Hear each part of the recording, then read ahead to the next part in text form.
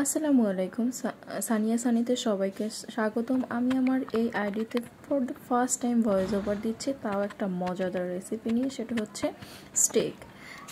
আমি এই first time বাসায় ট্রাই করছি, তাই আপনাদের সাথে শেয়ার করছি।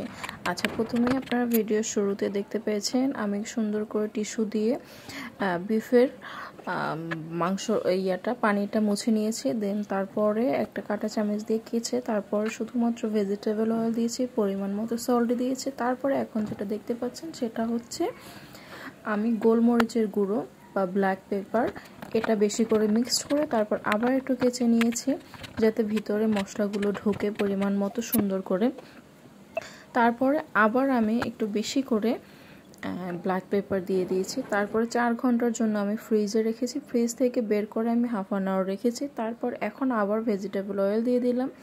যখন প্যানটা গরম হয়ে গেল তার ভিতরে আবার স্টেকের পিসটা দিয়ে দিলাম, দিয়ে উল্টায় পাল্টায় ভেজে একটু কালার যখন আসবে, এখন হচ্ছে এরপরে আমি এই যে ফার্ম ফ্রেশের বাটার ইউজ করব।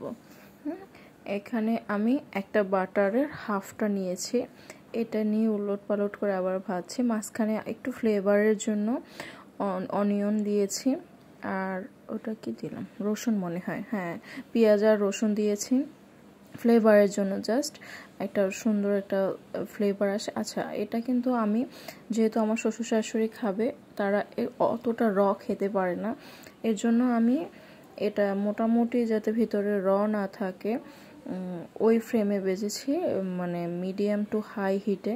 তো এটা আমি 7 মিনিট ভাজার পরে একটা সুন্দর টেক্সচার আসছে, ভিতরে ছিল না, পারফেক্টলি কুকড হয়েছিল। দেন এটা হচ্ছে আমি আর আমার হাজব্যান্ড খেয়েছি, এটা একটু ছিল, মিডিয়াম তো এটাও সেমইভাবে বাকি যে হাফ অংশ ছিল, এই যে দেখেন এটা ভিতরে এত ভালো পিঙ্ক ছিল এবং এত জুসি ছিল, মানে আমি তো অবাক, মানে প্রফেশনাল শেফের মতো হয়ে গেছে। আমি এক্সপেক্ট করিনি এত ভালো হবে।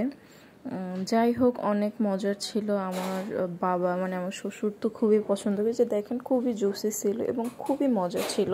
আচ্ছা, এটার সাথে আমি কিন্তু ম্যাশ পটেটোও করেছিলাম, সেটা রেসিপি অন্য একদিন। Tata, bye bye.